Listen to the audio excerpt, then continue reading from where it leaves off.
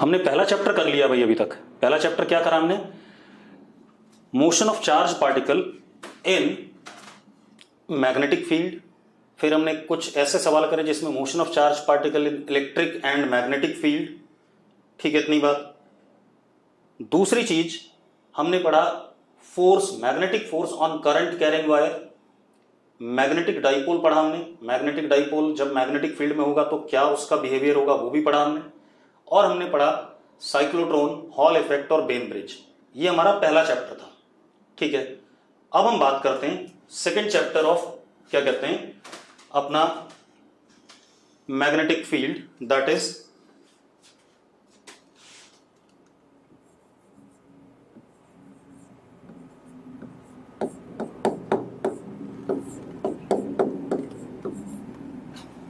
Magnetic field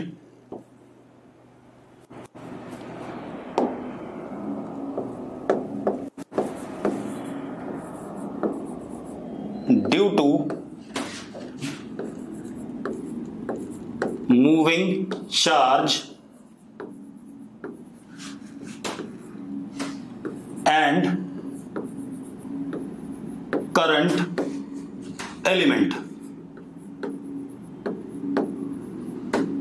हमने एक चीज पढ़ी हुई है कि भाई, हमने एक चीज पढ़ी है, क्या पढ़ा हुआ है कि आपके पास मैग्नेटिक फील्ड कौन प्रोड्यूस करता है? Moving charge. मूविंग चार्ज क्या करता है? Electric field and magnetic field in space around it.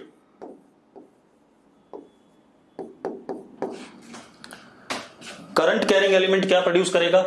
Current carrying element produces magnetic field in space around it. अब इस चैप्टर में हमारा पर्पस क्या है? कितनी magnetic field current carrying element produce करेगा, कितनी मैग्नेटिक फील्ड प्रोड्यूस करेगा, मूविंग चार्ज किस डायरेक्शन में प्रोड्यूस करेगा, ये सारी बातें हमें स्टडी करनी है। अब जैसे हमने इलेक्ट्रोस्टैट वाला चैप्टर पढ़ा था, तो इलेक्ट्रोस्टैट में हमने पढ़ा था electric field due to charge system. दो तरीके से इलेक्ट्रिक फील्ड निकाली थी, एक कूलम्स मेथड से और एक हमने निकाला था using Gauss law.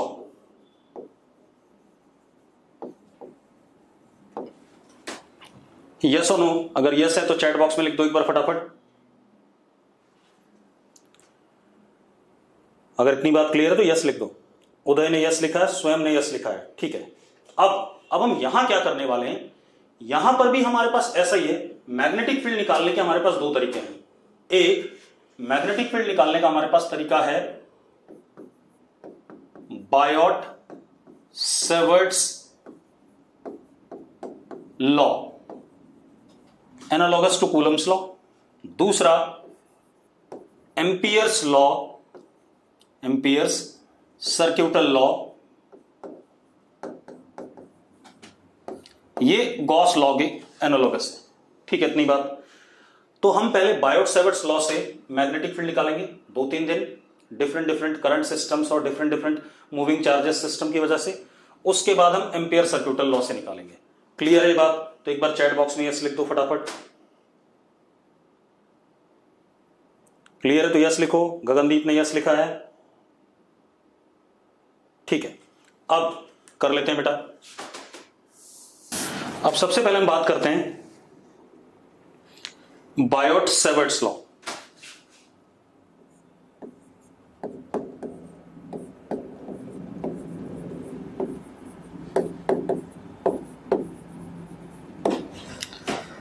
It is method to find out magnetic field due to any current carrying system or due to moving charge। ये एक मेथड है जिससे हम क्या कर सकते हैं, किसी करंट कैरिंग सिस्टम की वजह से मैग्नेटिक फील्ड निकाल सकते हैं या किसी मूविंग चार्ज की वजह से हम मैग्नेटिक फील्ड निकाल सकते हैं। क्लियर है? अगर क्लियर है तो यस लिख दो।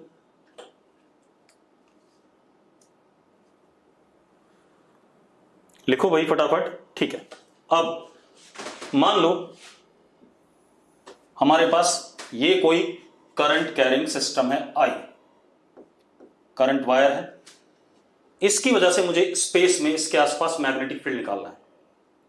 ठीक है, तो इसका प्रूफ हमारे स्कोप के बियॉन्ड है। 12th क्लास में बायोट-सैवर्ट्स लॉ का प्रूफ हम नहीं देते हैं, जैसे हमने कूलम्स लॉ का प्रूफ नहीं दिया था कि कूलम्स लॉ कैसे आया। हमने सीधे सीधे कहा था कि दो पॉइंट चार्जेस के बीच में जो फोर्स होता है that is k q1 q2 upon r square, ऐसा कहा था हमने।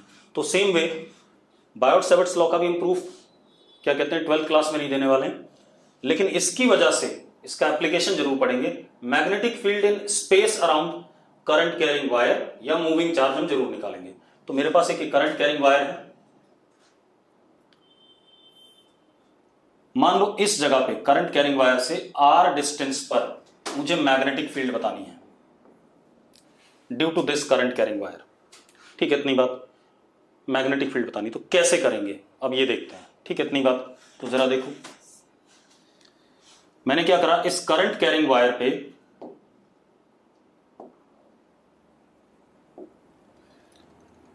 एक छोटा सा एलिमेंट ले लिया, करंट का एलिमेंट ले लिया, आई डीएल वेक्टर। एलिमेंट को हम करंट के डायरेक्शन में डीएल वेक्टर, मतलब I into DL vector. Current is scalar quantity, और जो मैंने डीएल लिया इसको मैंने क्या कर दिया, वेक्टर बना दिया। क्लियर है भाई? आई डीएल वेक्टर, ये हमारा क्या हो गया, करंट एलिमेंट। कॉल्ड एज क्या क्या कहलाएगा, करंट एलिमेंट। अब इसकी वजह से मुझे इस जगह पे मैग्नेटिक फील्ड चाहिए। तो जरा देखो, क्योंकि छोटा सा एलिमेंट है तो जो मैग्नेटिक फील्ड यहां पर होगी वो भी छोटी सी होगी, डीबी वेक्टर। ठीक है, कैसा, डीबी वेक्टर। ठीक है, इतनी बात। ये जो हमारे पास आर है इसको हमने आर वेक्टर बना दिया। क्या बना दिया, आर वेक्टर। ठीक है, इतनी बात। अब जो मैग्नेटिक फील्ड की डेफिनेशन है अकॉर्डिंग टू बायोट-सैवर्ट्स लॉ इस जगह पे, ठीक है, जो मैग्नेटिक फील्ड की डेफिनेशन है अकॉर्डिंग टू बायोट-सैवर्ट्स लॉ इस जगह पे, that is mu naught upon 4 pi I DL cross are cap upon r square. ये मैग्नेटिक फील्ड की डेफिनेशन है। ठीक है, इसका प्रूफ मैं अभी नहीं दे पाऊंगा। म्यू नॉट क्या है वो अभी बताता हूं आपको। ठीक है, ये हमारे पास डेफिनेशन है, I DL vector cross are cap. R cap तो इसी डायरेक्शन में होगा। ये एंगल हमारा क्या, अगर थीटा है तो जरा देखो मैग्नेटिक फील्ड का डायरेक्शन क्या होगा, डीएल क्रॉस आर कैप। किधर की तरफ आ रहा है, अंदर की तरफ। डीएल क्रॉस आर कैप देखो किधर की तरफ आ रहा है, इनवर्ड्स। ये डीबी का डायरेक्शन हो गया। अगर इतनी बात क्लियर है तो यस लिखो।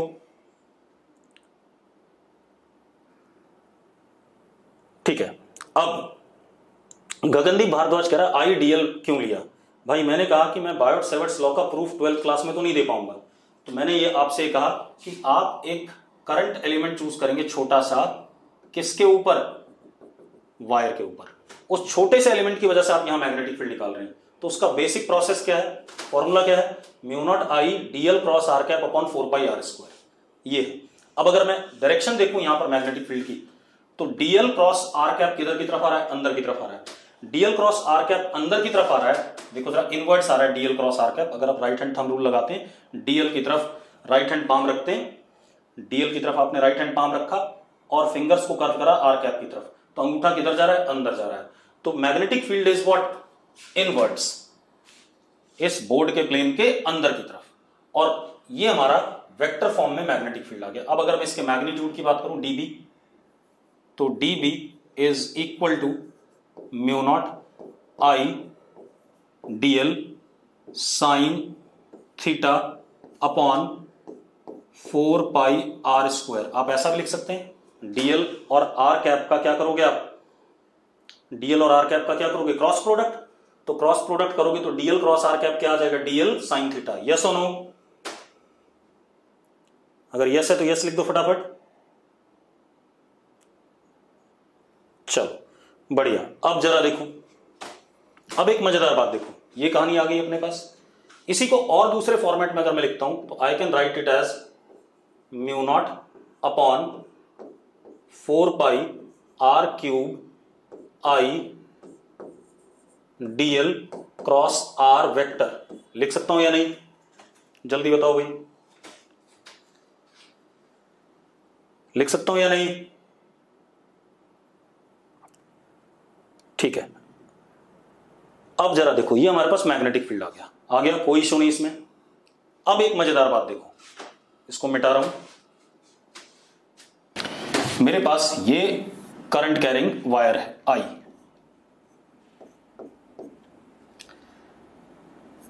मैंने छोटा सा एलिमेंट पकड़ा,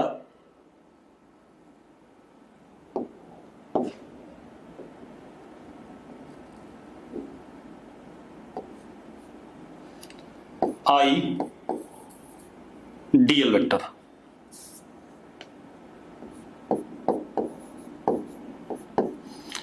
सपोज इस जगह पे आर दूरी पर मुझे मैग्नेटिक फील्ड बतानी है, तो हमारे पास क्या आ गया, डीएल क्रॉस आर कैप करें तो इनवर्ट्स आ रहा है, तो d B in vector form will be mu naught I DL cross are cap upon 4 pi are square. ये आ गया मैग्नीट्यूड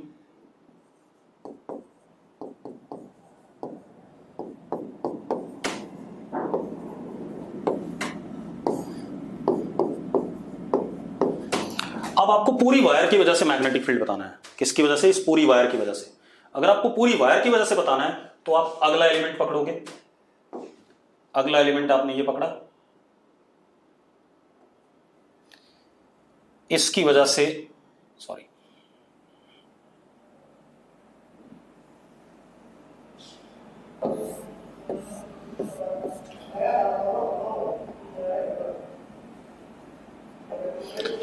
इसकी वजह से तो आप निकाल चुके हो, अगला एलिमेंट पकड़ लो अब आप।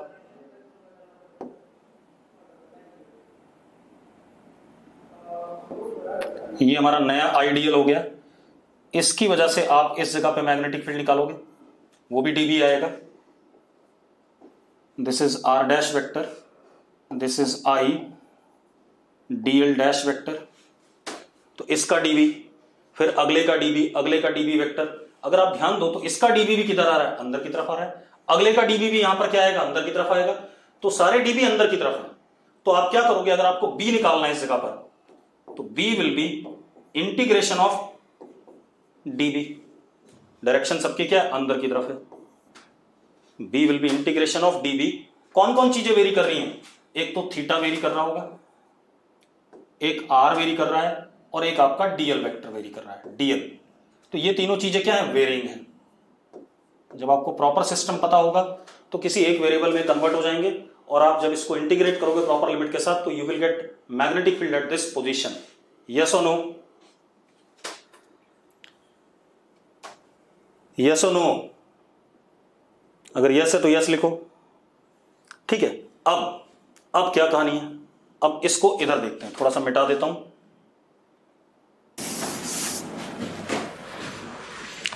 दोबारा से,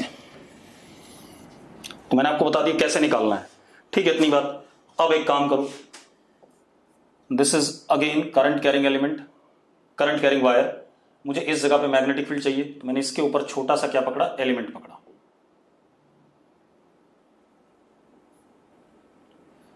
ये हो गया आई डीएल। अगर मैं इस साइड आर वेक्टर पे मैग्नेटिक फील्ड देखता हूं इस जगह पे, तो magnetic field will be cross, कई बार लिख चुके हैं, तो मैं सीधे लिख रहा हूं, DB is equal to mu naught I DL cross are cap upon 4 pi are square. Magnitude में DB is mu naught I DL sine theta upon 4 pi are square, this is what theta. अब हम इस side आ जाएं। अगर मुझे यहां बताना है वायर के इस साइड,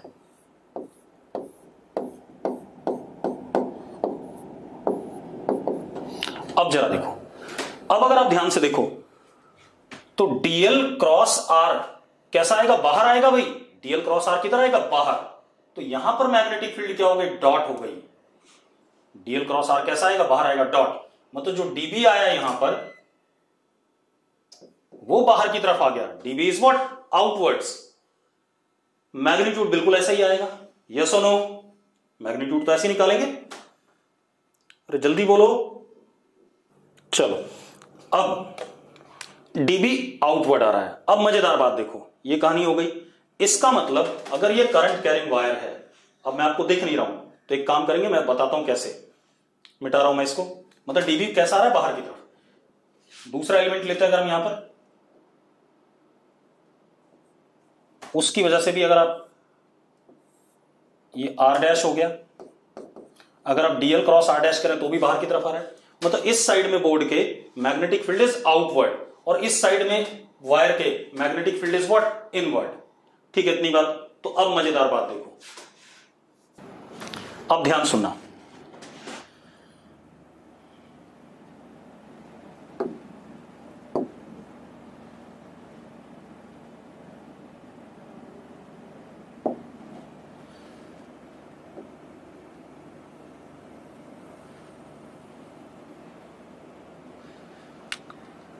मान लो मेरे पास ये एक करंट कैरिंग वायर है, ठीक है, बोर्ड के ऊपर है जैसा दिख रहा है वैसे। अगर मैं इस जगह पे कहीं पर मैग्नेटिक फील्ड देखता हूं, इस जगह पे, तो जरा देखो, ये आर वेक्टर हो गया, ये हमारा आई डीएल वेक्टर हो गया। अगर मैं यहां पर मैग्नेटिक फील्ड देखूं तो दैट वुड बी इनवर्ड्स। निकालने का तरीका वही। लेकिन अगर मैं इधर देखता हूं बेटा,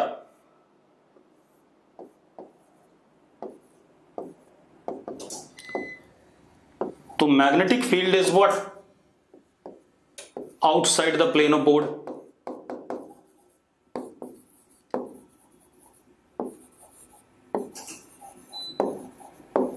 और यहां पर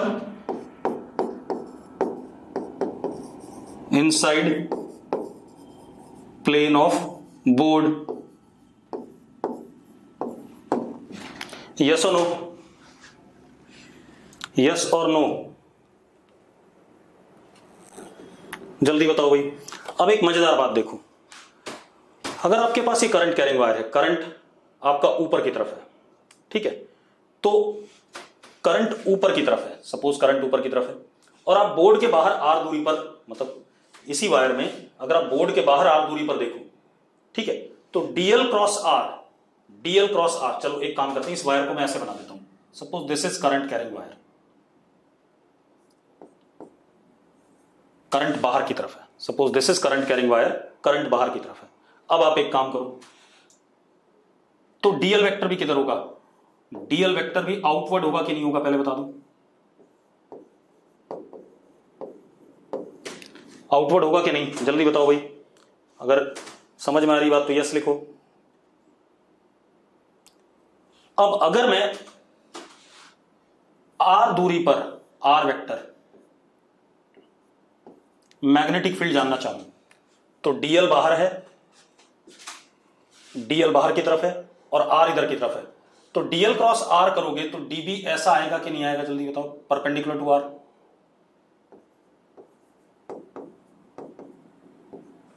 आएगा कि नहीं, पहले बता दो मुझे, यस और नो, यस और नो, जल्दी बताओ भाई।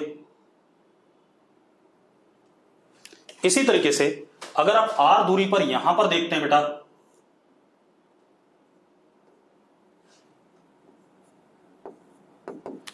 तो dl cross r, dB vector ऐसा आएगा कि नहीं आएगा, यस और नो। जल्दी बताओ भाई, जल्दी जल्दी जल्दी। इसके बाद अगर आप यहां पर देखते हो r दूरी पर, तो dl क्रॉस r ऐसे आएगा कि नहीं आएगा? यस और नो, यस और नो, फटाफट बताते जाओ बेटा। ठीक है, अगर मैं r दूरी पर यहां पर आता हूं इस साइड, तो dl cross r db vector ऐसा आएगा कि नहीं आएगा? इसका मतलब magnetic field due to current element is in form of closed loop। yes or no, कह सकते हैं या नहीं?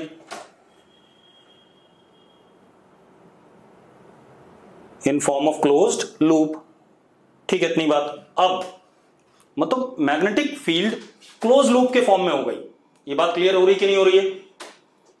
ठीक है, अब एक चीज और, ये कहानी आ गई। मतलब करंट एलिमेंट अगर ये बनाया मैंने, तो मैग्नेटिक फील्ड अगर हम देखें तो ये जो सर्कल बन रहा है इसके टैंजेंट आ रही है कि नहीं आ रही है? In anticlockwise direction. Magnetic field का डायरेक्शन हर जगह पर इस सर्कल के ऊपर टेंजेंशियल है या नहीं? जल्दी बताओ। इन फॉर्म ऑफ क्लोज्ड लूप। अरे क्लियर है? ठीक, अब मजेदार बात देखो, ये कहानी आ गई। ठीक, अब थोड़ा सा और देखते हैं। तो एक बात ये क्लियर हो गई कि magnetic field is tangential, sorry not tangential, magnetic field due to current element is in form of what? Close loops. ये बात क्लियर हो गई। दूसरी चीज बेटा, एक और चीज देखते हैं। ये करंट एलिमेंट है, करंट वायर है, ये छोटा सा एलिमेंट, इसके ऊपर आई डीएल वेक्टर, ये आर वेक्टर। तो हमारे पास जो डीबी आया है यहां पर, dB is mu naught I DL cross are cap upon 4 pi are square. अगर मैं ध्यान से देखूं तो dB vector is perpendicular to dl vector, perpendicular to r cap, perpendicular to plane of dl and r cap.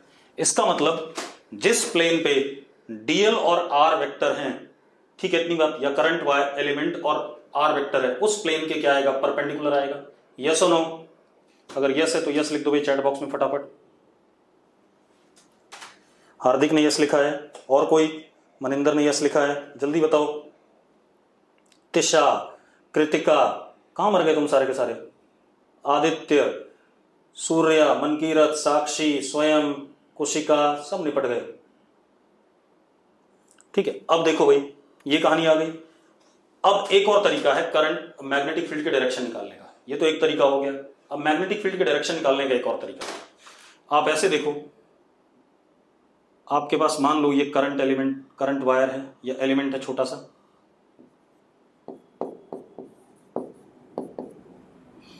आपको are दूरी पर यहां पर मैग्नेटिक फील्ड बतानी है।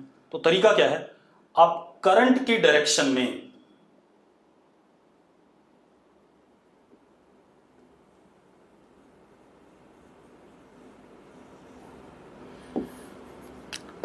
राइट हैंड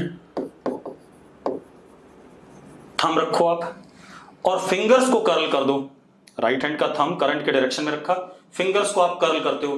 फिंगर्स को कर्ल करते हो तो इस जगह पे मैग्नेटिक फील्ड अंदर की तरफ आ रहा है कि नहीं आ रहा है? जल्दी बताओ मुझे। यस और नो? और अगर मैं इस साइड करता हूं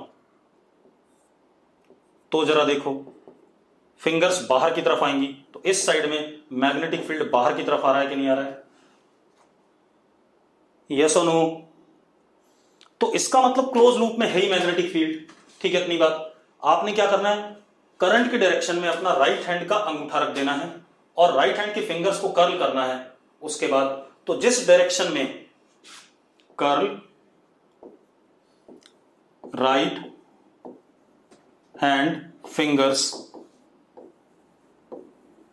then tip of fingers gave us direction of B vector at given point। ये सारी बातें क्लियर हो गई आप लोगों को? अगर क्लियर हो गई तो यस लिखो।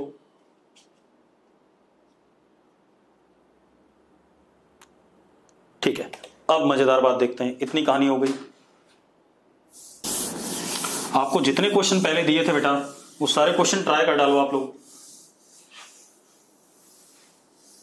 ठीक है, अब जरा देखो, अब इसके बाद हमारे पास क्या कहानी आती है। हमने लिखा बायोट सेवर्ट्स लॉ के हिसाब से dB इज इक्वल टू, छोटे से एलिमेंट की वजह से, छोटे से करंट एलिमेंट की वजह से dB ये हो गया हमारा।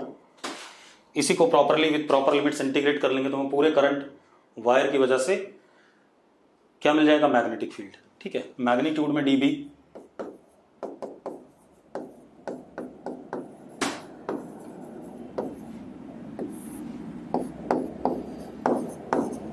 अब हमने एक चीज और देखी, dB perpendicular to dl vector, perpendicular to r vector, perpendicular to plane of dl vector and r vector. दूसरा, वी कैन ऑल्सो फाइंड, ये आपने 10th क्लास में पढ़ा जो मैंने आपको करंट के डायरेक्शन में थंब रखना बताया था। We can also find direction of B vector by placing right hand thumb in direction of current element, then on curl given to fingers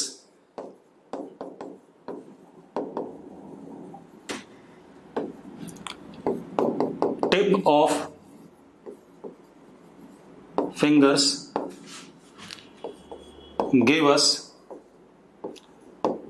direction of dB vector. ये कहानी आ गई। दूसरी एक और चीज बेटा, यहां पर सबसे एक इंपॉर्टेंट चीज आ रही है, म्यू नॉट अपॉन 4 पाई। जैसे इलेक्ट्रोस्टैट में आता था K इलेक्ट्रोस्टैटिक फोर्स कांस्टेंट, इसी तरीके से म्यू नॉट अपॉन 4 पाई। म्यू नॉट अपॉन 4 पाई की वैल्यू, चलो पहले इसकी वैल्यू बताने से पहले मैं आपको बता दूं SI यूनिट, और इससे एक चीज और पता चली कि B is in form of close loops.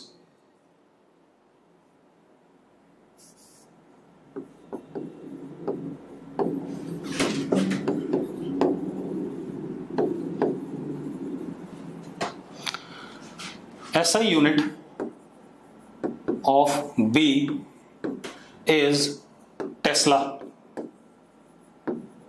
and CGS unit Gauss। ठीक है, इतनी बात, CGS यूनिट इज Gauss। ठीक है भाई, ये तो SI यूनिट और इसकी बात हो गई। अब हम आ जाते हैं म्यू नॉट अपॉन 4 पाई। अगर हम ध्यान से देखें तो इधर क्या है, टेस्ला है। इट इज, इसकी वैल्यू होती है 10⁻⁻⁷। ठीक है, इतनी बात। टेस्ला मीटर पर एम्पियर, टेस्ला मीटर पर एम्पियर। आप चेक कर लो भाई, यूनिट यही आ रही है, आ रही है या नहीं आ रही है, चेक करो फटाफट। अगर आ रही है तो यस लिखो, जल्दी बताओ भाई। अब what is mu not? Mu naught will be 4 pi into 10 की पावर -7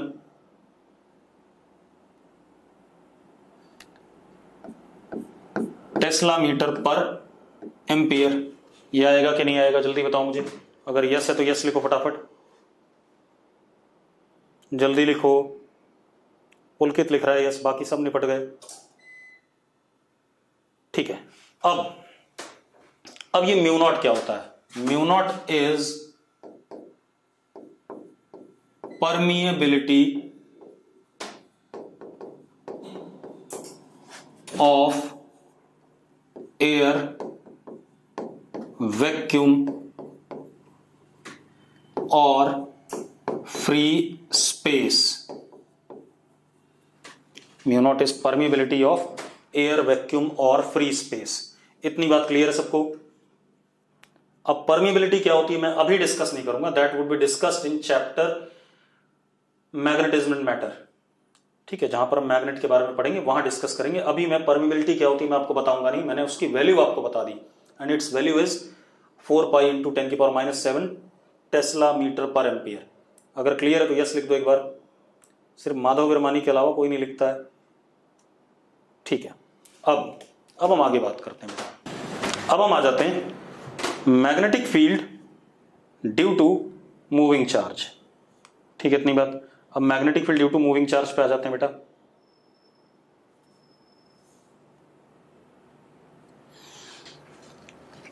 मान लो हमारे पास चार्ज Q है। ठीक है, इतनी बात। ये v वेलोसिटी से प्लस Q है, ये v वेलोसिटी से ऐसे जा रहा है। मुझे r दूरी पर इस मोमेंट पे यहां पर मैग्नेटिक फील्ड बतानी है। ठीक है, इस जगह पे मैग्नेटिक फील्ड बतानी है। क्लियर? अब आप ऐसा देखो, यह dq है मान लो,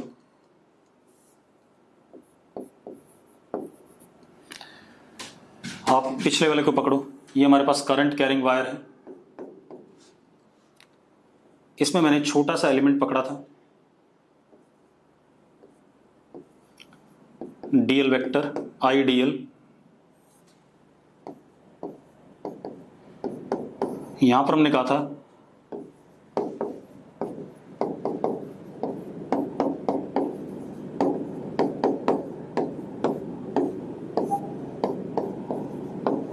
ऐसा कहा था कि नहीं कहा था? अगर कहा था यस लिखो फटाफट। अब जरा देखो एक मिनट। हाँ, इस छोटे से डीएल वेक्टर में जो आई होगा, I can be written as d q by d t. लिख सकता हूं या नहीं पहले बता दो मुझे। I can be written as d q by d t लिख सकता हूं। तो उसी फॉर्मूले में देखो मैं क्या लिख रहा हूं, d B is equal to mu naught d q dl vector by d t cross are cap, d t को उधर ले गया, अपॉन 4 पाई आर स्क्वायर। ऐसा कर सकता हूं या नहीं जल्दी बताओ मुझे। कर सकता हूं या नहीं? जल्दी बोलो बेटा।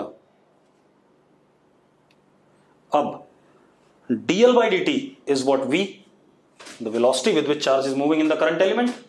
तो मैं इसको क्या कर देता हूं, dv is equal to mu naught dq v cross r cap upon 4 pi r square.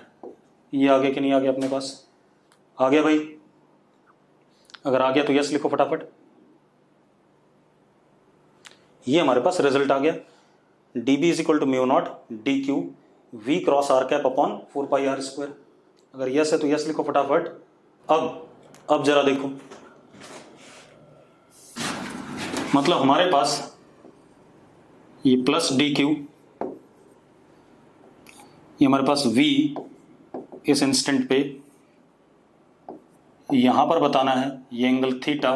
तो इस जगह पे जो dB आएगा v cross are cap, v cross are cap अंदर की तरफ आएगा, v क्रॉस आर कैप अंदर आएगा तो dB इनवर्ड्स आ गया, एंड dB ये निकाल रखा है हमने।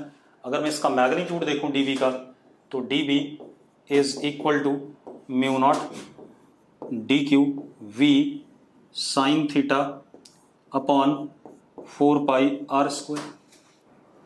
यस और नो, यस और नो, जल्दी बताओ भाई। ठीक है, अब ये मैग्नीट्यूड आ गया। अब जरा हम बाकी चीजें देख लें इसके बारे में। अगर हम ध्यान से देखें तो again dv vector is perpendicular to v, perpendicular to r, perpendicular to plane of v and r. Again अगर ध्यान से देखो तो जो मैग्नेटिक फील्ड है वो अगेन क्लोज लूप में होगी, क्योंकि इधर की तरफ अगर आप आर लेते हो, इधर की तरफ आर लेते हो मान लो, तो यहां पर V क्रॉस R किधर आएगा, बाहर की तरफ आएगा, तो यहां पे dV बाहर की तरफ आ रहा है। तो magnetic field is again in form of what, close loops.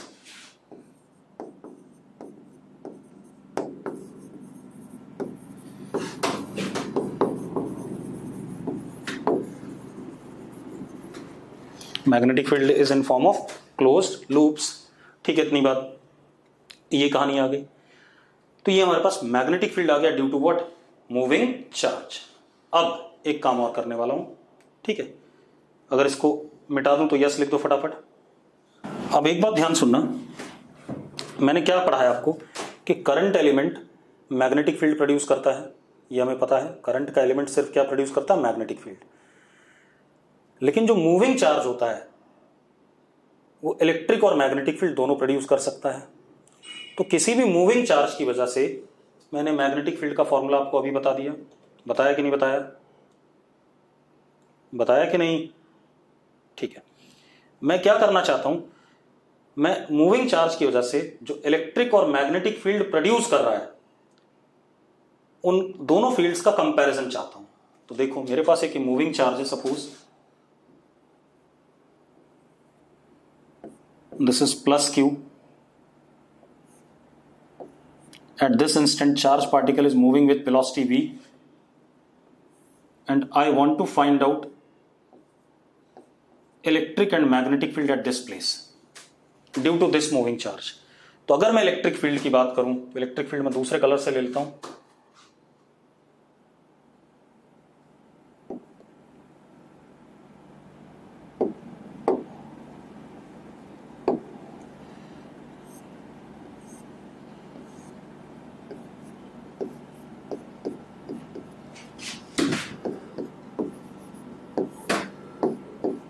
Radially outward होगा,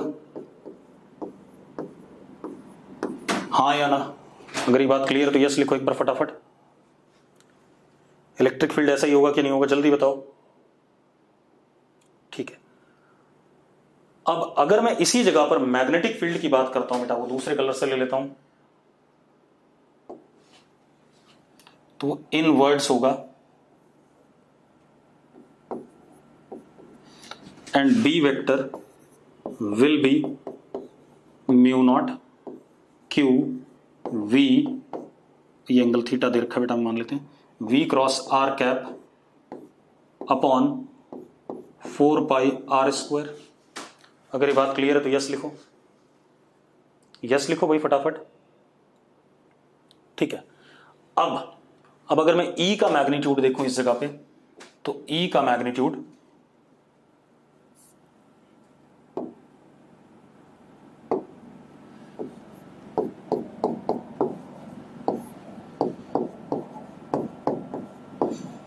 इतना है, डायरेक्शन रेडियली आउटवर्ड है, और बी बोर्ड के प्लेन के परपेंडिकुलर है। एक चीज तो सबसे पहले दिख रही है, ई परपेंडिकुलर टू बी है। हमेशा ये ध्यान रखना कि कभी भी कोई भी चार्ज सिस्टम अगर इलेक्ट्रिक और मैग्नेटिक फील्ड दोनों प्रोड्यूस कर रहा है तो ई और बी हमेशा एक दूसरे के म्यूचुअली परपेंडिकुलर होंगे। अगर कोई चार्ज सिस्टम इलेक्ट्रिक और मैग्नेटिक फील्ड प्रोड्यूस कर रहा है, आप इलेक्ट्रोमैग्नेटिक वेव वाले चैप्टर में जब पढ़ेंगे तो ये बात मैथमेटिकली भी प्रूव होगी। ठीक है, अगर कोई भी चार्ज सिस्टम ई वेक्टर और बी वेक्टर प्रोड्यूस कर रहा है, ठीक है इतनी बात, तो ई और बी हमेशा एक दूसरे के म्यूचुअली परपेंडिकुलर आएंगे। खुद देख लो परपेंडिकुलर आ रहा है या नहीं, अगर आ रहा है तो यस लिखो। ठीक है, अब ई का मैग्नीट्यूड ये आ गया, बी का मैग्नीट्यूड अगर मैं देखता हूं,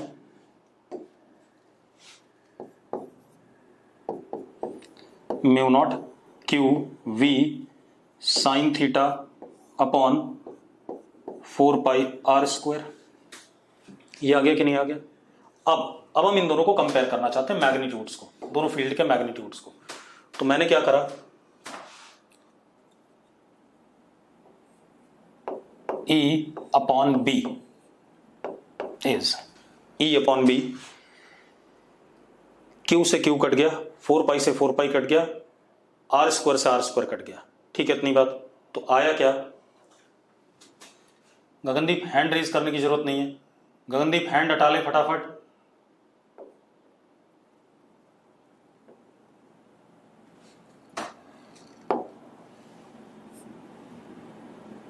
क्या आ गया बेटा, जरा देखो, 1 अपॉन अपसाइलन नॉट, ठीक है, और इसमें क्या आएगा, mu naught v sine theta,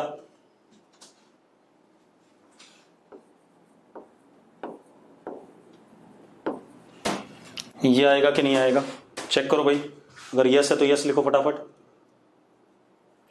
यही आएगा।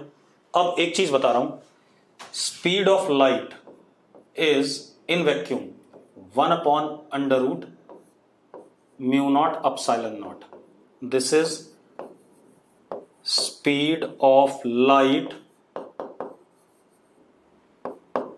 इन वैक्यूम। ये इलेक्ट्रोमैग्नेटिक वेव में हम प्रूव करेंगे इस बात को, ठीक है, अभी आपको याद रखना है, इलेक्ट्रोमैग्नेटिक वेव्स में हम प्रूव कर लेंगे। तो हमारे पास E अपॉन बी क्या आ गया, C square upon V sine theta, C square upon V sine theta. आ गया कि नहीं आ गया, पहले बताओ मुझे, यस और no. C is speed of light, अगर मैं इसका ऑर्डर देखूं 10 की पावर 16 आएगा, 9 इंटू 10 की पावर 16 आएगा न्यूमरेटर में, और डिनोमिनेटर में V साइन थीटा। V की वैल्यू चार्ज पार्टिकल की स्पीड है, मैक्सिमम कितनी हो सकती है, 10 की पावर 80 हो सकती है। भाई कोई भी मास वाला पार्टिकल स्पीड ऑफ लाइट से तो नहीं चल सकता है, तो अगर मान लो स्पीड ऑफ लाइट से भी चला दिया तो भी ऊपर न्यूमरेटर में C बचेगा कि नहीं बचेगा। यानी कि इलेक्ट्रिक फील्ड का मैग्नीट्यूड बहुत बड़ा होता है in comparison to magnetic field due to moving charge. Yes और नो, यस और नो, जल्दी बताओ। इसी वजह से जब हम इलेक्ट्रोस्टैट वाले चैप्टर में कुछ सवाल करते थे कि चार्ज पार्टिकल मोशन में है, तो हम मैग्नेटिक फील्ड के इफेक्ट को इग्नोर कर देते थे, याद करो, ठीक है। हालांकि मैंने वहां पर ही बात बोली नहीं थी, वहां पर कहा था कि मैग्नेटिक फील्ड प्रोड्यूस ही नहीं कर रहा है, लेकिन अब मैं कह रहा हूं कि अगर magnetic field in case produce भी कर रहा है और हम इलेक्ट्रोस्टैट वाले चैप्टर की बात कर रहे हैं, तो magnetic field is very very weak in comparison to what, electrostatic field, so we can ignore effect of magnetic field. हाँ या ना, हाँ या ना, जल्दी बताओ। अब हम आते हैं, एक दो चीज और कर लेते हैं बेटा, और ऐसे ही कुछ मैंने कूलम्स लॉ पढ़ाते हुए बताया था। देखो बता देता हूं, अगर मेरे पास ये प्लस Q1 है and it is moving with velocity V1, और यहां पर प्लस Q2 है एट रेस्ट, तो एक बात बताओ, Q1 यहां पर E प्रोड्यूस कर रहा है, E1, और यहीं पर B प्रोड्यूस कर रहा है अंदर की तरफ B1। यस और नो, यस और नो, जल्दी बताओ। But Q2 will experience only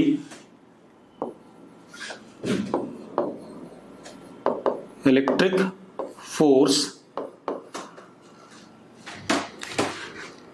F on 2 is Q2 E1, but not magnetic force, since Q2 is at rest, since Q2 is at rest, और जो फॉर्मूला होता है Q2 पर force का, मैग्नेटिक फोर्स का आपको पता ही है, that is q v cross B. अब बी तो है यहां पर, लेकिन क्यू की वेलोसिटी क्या है, 0 है। यस और नो, यस और नो, जल्दी बताओ। इस वजह से मैग्नेटिक फोर्स नहीं लगेगा, सिर्फ क्या लगेगा, इलेक्ट्रिक फोर्स लगेगा। आप दूसरे तरीके से भी कह सकते हैं, क्योंकि ये Q2 इस जगह पे जब प्रोड्यूस करेगा तो सिर्फ क्या प्रोड्यूस करेगा, इलेक्ट्रिक फील्ड, लेकिन मैग्नेटिक फील्ड इसकी वजह से क्या होगा, 0 होगा। मानते हो या नहीं मानते हो, क्योंकि इट इज नॉट मूविंग। तो जब ये मैग्नेटिक फील्ड प्रोड्यूस नहीं कर पा रहा है तो मैग्नेटिक फोर्स एक्सपीरियंस नहीं कर पाएगा, लेकिन इलेक्ट्रिक फील्ड प्रोड्यूस कर रहा है, इस वजह से इलेक्ट्रिक फोर्स दूसरे के एक्सपीरियंस भी कर रहा है। यस और नो, यस और नो, जल्दी आ जाओ भाई। ठीक है, अब हम आगे बात करते हैं।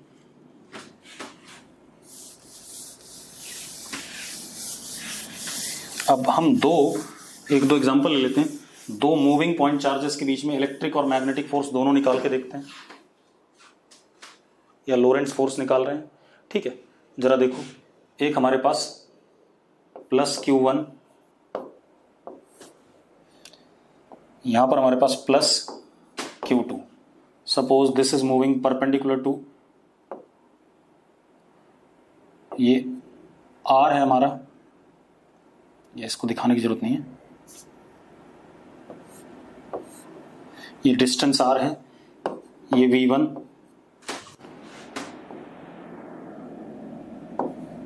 ये V2। ठीक है भाई, अब जरा देखो, एक मिनट,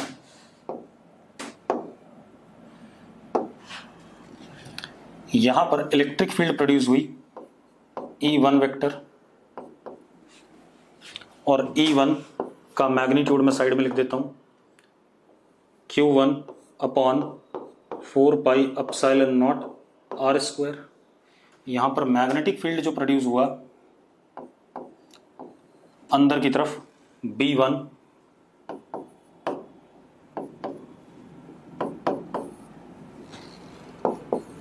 मैग्नीट्यूड में mu naught Q V1 upon 4 pi R square. Yes और नो, अगर इतनी बात क्लियर है तो यस लिख दो फटाफट। क्लियर है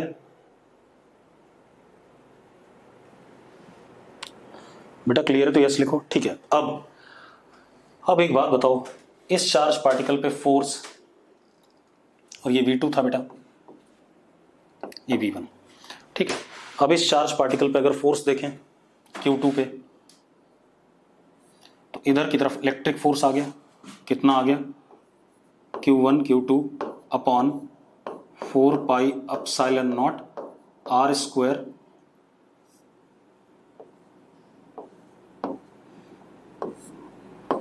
R cap. This is F/2 electric. मानते हो या नहीं मानते हो, मानते हो या नहीं, जल्दी बताओ, इलेक्ट्रिक फील्ड की डायरेक्शन में।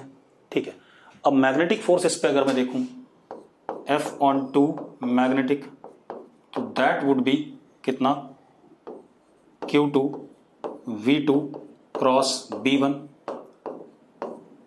हाँ या ना, जल्दी बताओ भाई, जल्दी बोलो बेटा। अरे सेकंड वाले चार्ज पार्टिकल पे मैग्नेटिक फोर्स तो ये होगा। अब V2 और B1 के बीच में एंगल कितना है, 90 डिग्री है। तो अगर मैं V2 क्रॉस B1 करूं, मतलब V2 ऊपर की तरफ है और B1 अंदर की तरफ है, तो जो मैग्नेटिक फोर्स आएगा इस पे ऐसे करके अंदर की तरफ आ रहा है, F/2 मैग्नेटिक आ रहा है या नहीं, जल्दी बताओ मुझे। आ रहा है, हार्दिक को क्लियर है, हर्षित तिशा कृतिका सूर्य आदित्य सब बताओ भी फटाफट। ठीक है, अब जरा देखो ये कितना आ जाएगा मैग्नीट्यूड में, F2B इज इक्वल टू कितना बेटा, वेक्टर लिख लेते हैं कोई बात नहीं, क्या आ जाएगा, mu naught Q1 Q2 V1 V2 upon 4 pi epsilon not R square minus R cap. ये आएगा कि नहीं आएगा, यस और नो, जल्दी बताओ भाई। सॉरी 4 पाई एप्सिलॉन नॉट नहीं,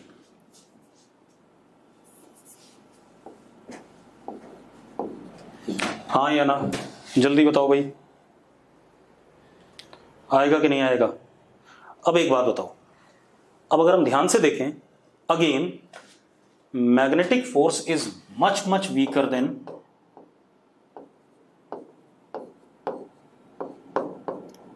electric force, therefore second charge particle will be repelled from first charge particle। yes or no, yes और no, जल्दी बोलो। ठीक है, अब इसी तरीके से आप इसकी वजह से इस पे फोर्स निकाल सकते हो कि नहीं। ठीक है, तो ये मैंने आपको बायोट-सैवर्ट्स लॉ की कहानी बताई है आज। ठीक है, इतनी बात। अब हम करेंगे क्या, अगली क्लास से हम डिफरेंट करंट सिस्टम्स की वजह से मैग्नेटिक फील्ड निकालेंगे, जैसे straight current carrying wire, circular current carrying loop, उसकी वजह से मैग्नेटिक फील्ड। ठीक है, करंट कैरिंग शीट की वजह से मैग्नेटिक फील्ड, सबकी वजह से मैग्नेटिक फील्ड निकालेंगे यूजिंग बायोट-सैवर्ट्स लॉ। ठीक है, उसके बाद जब बायोट-सैवर्ट्स लॉ से हो जाएगा, उसके बाद फिर हम करेंगे क्या कहते हैं, एम्पियर सर्क्यूटल लॉ से। क्लियर है भाई? अगर क्लियर है तो यस लिख दो।